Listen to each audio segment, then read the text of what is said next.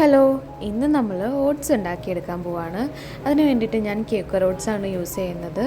പാല് തിളച്ച് വന്നതിന് ശേഷം അതിലേക്ക് ഓട്സ് ഇട്ട് കൊടുക്കണം. പിന്നീട് നന്നായിട്ട് ഇളക്കി നന്നായിട്ടൊന്ന് തിളപ്പിച്ചെടുക്കണം. ഈ വിശപ്പൊക്കെ നമ്മൾ കൺട്രോൾ ചെയ്യാൻ വേണ്ടിയിട്ട് ഒരുപാട് ഹെൽപ്പ് ചെയ്യുന്ന ഒരു ഫുഡാണ് ഓട്സ് എന്ന് പറയുന്നത്.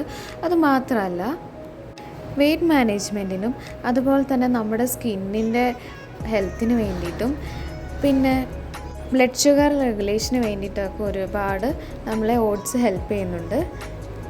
ഞാനിവിടെ പഞ്ചസാര ഒഴിവാക്കിയിട്ടുണ്ട്.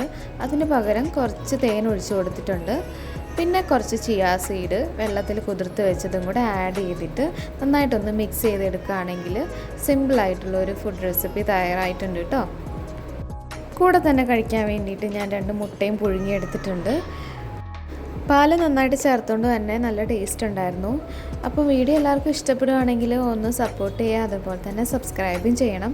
നമുക്ക് അടുത്തൊരു വീഡിയോയിൽ കാണാം കേട്ടോ. താങ്ക്